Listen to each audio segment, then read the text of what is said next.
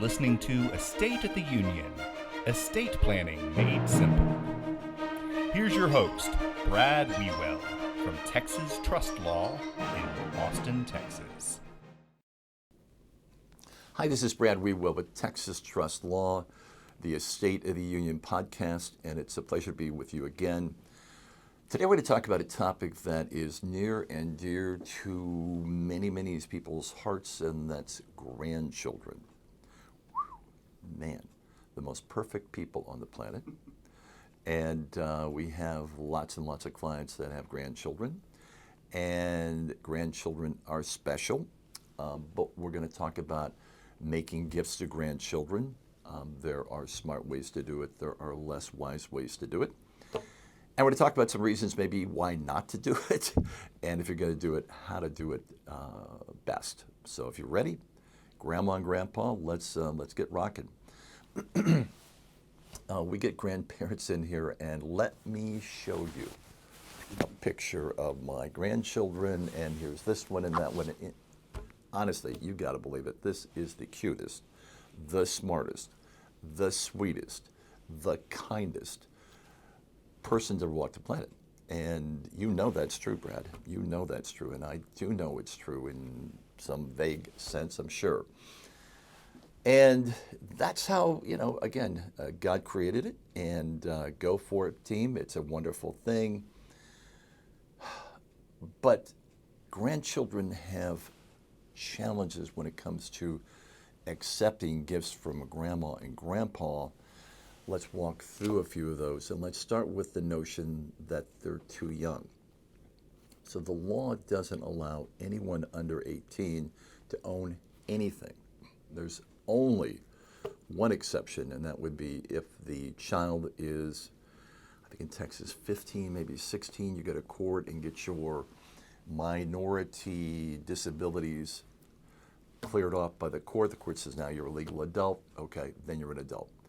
Nobody does that, so you really can't own anything until you're 18. So grandma and grandpa want to set up an account in the name of the grandchild. You really can't. If you try to and you actually accomplish it, it can cause problems because, again, they can't own it. What you could do is set up a uniform transfers to minors account. And a uniform transfers to minors account is an account where you become the custodian and you put the money in there, and the money can be used for anything that the child may need, and when the child turns 21, they get the balance. Well, that's a pretty handy dandy little thing. It doesn't cost any money with a lawyer to do. You go to your local bank, credit union, financial advisor can set that up for you. You can put in this year $19,000 tax-free, not taxed to you, not taxed to the kid. If you're married, you can do that times two, $38,000 per grandchild per year. All that's cool, all that's great. That's the simplest way. Does that way have problems? Of course it has problems. Everything in the law has a problem, and somebody once said that lawyers are created to find problems. And that's true to a large extent too. So the problem with the uniform transfers to minors account is that at 21, they get the money. And despite the holiness and hallowedness of this grandchild, they're going to grow up to be a person.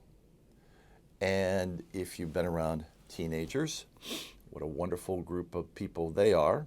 And they change just like that, from this innocent preteen to this snarly teen.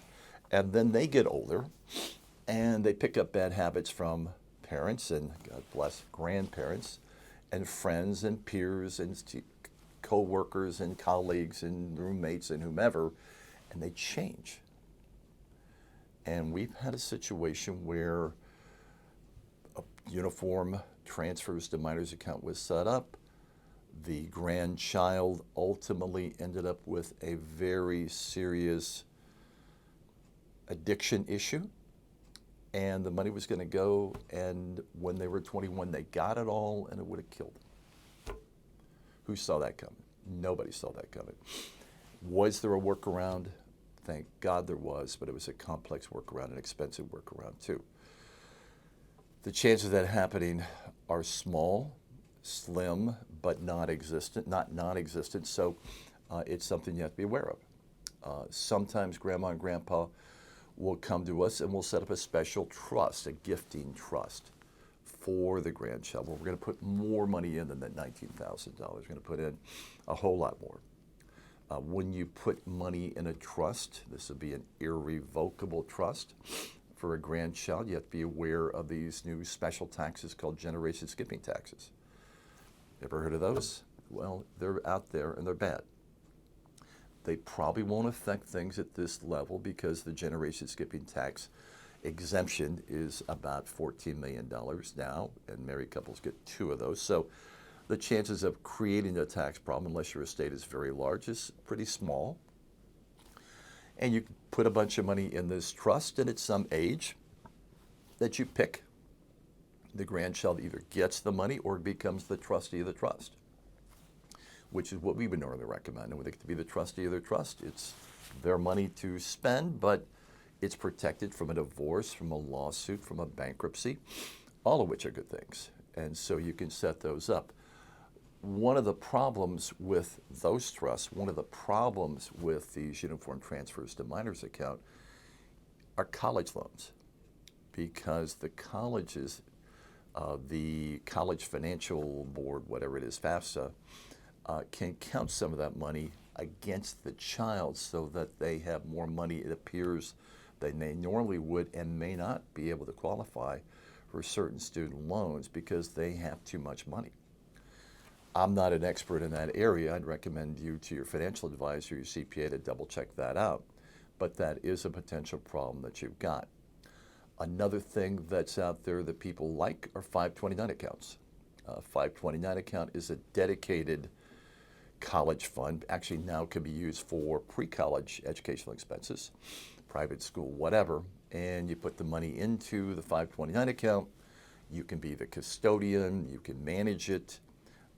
It grows tax-free when the child is of age and they're ready to go to college, or you want to put them in a private high school or whatever. The money is there, you pull it out tax-free.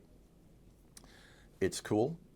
When that child graduates, if there's money left, you can shift it to another grandchild perhaps and keep it going in that respect. If push comes to shove and you decide you made a mistake and you put too much money in there and you really need the money back, you want the money back, you can get the money back. You pay a 10% penalty and you pay the income taxes on what you put in and what it's grown to, but you can get it back if you need to, which is, again, a handy thing going on down the line too. That money in the 529 account is also out of your estate for estate tax purposes, but again, I'm not an expert in this, I've heard that it may count against you or grants to the child for student loan purposes. So again, this is good news, bad news stuff. One thing to consider when we're talking about grandchildren, again, is their ultimate imperfections. And a theory that I kind of operate under is the bubble theory, grandma and grandpa. And the bubble theory is the theory that your child, the parent of the grandchild, the holy grandchild, is going to do their very best to keep you in a bubble. And what's interesting about this bubble that they want to keep you in is you want to be kept in the bubble anyway. You like the bubble. And the bubble is to shield you from things that the grandchild does that mom and dad don't want you to know about. Because they want to keep your vision, your picture, your construct of this grandchild, their child, as perfect as possible, and you want it to be as perfect as possible. You don't want to learn about some fight that Johnny got into and he got suspended from school for a day. You don't want to hear about that. You want to hear about some teenage granddaughter having some other issue that you'd rather not know about, and we're not going to tell you. And when Cindy and I were raising our kids, there would be things that would come up that, frankly, we look at our kids and say, look, this isn't good. You know it, we know it, but we're not going to share this with grandpa and grandma. Is that okay? Oh, no, don't tell grandma and no, don't tell grandma and grandpa about that. So grandma and grandpa live in this bubble where they think they have all the information, but they don't. And what they don't know is pretty relevant in some respects. So our preference is not to give the money to the grandchild. Our preference is to give it to the parent and give the parent the ability to distribute to the grandchild when the parent thinks that it's appropriate. And maybe when they don't think it's appropriate, the kid doesn't get any money because back to the drug addiction. Or maybe there's a lack of incentive in this child's life. A lot of kids grow up with a lot of wealth. And they've never had to work. They've never had a part-time job, full-time job. And they're in school and they don't want to go further in school. They're going to live with mom and dad. They just want to kind of hang out like some of their friends are. You know, I'm not going to support that lifestyle, kid. I'm not giving you any money.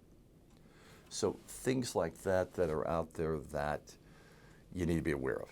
Okay, so giving it to the parent, let the parent guide it, direct it to the grandchild is something that I think bears a lot of consideration in situations. If you've got an in-law that you want to make sure doesn't get their hands on this money, we can do that too. And we do that, frankly, pretty often. So we can keep the money under control of your family, your blood family, but still take care of the grandchild too. So lots of fun. Grandchildren are special. They are magical, but they're people. And the money can be a blessing and the money can be a curse. So consider what I've talked about today and make wise decisions. If you want some help setting some of this stuff up, especially on the trust side, let us know. We complimentary consultation. Go to texastrustlaw.com. You can check out our website. You can go to info@texastrustlaw.com and let us know if you want to make an appointment, or you can call 512-480-8828, 512-480-8828, and we'll be happy to set you up with an appointment with one of our attorneys to talk about taking care of the grandkids. Thanks.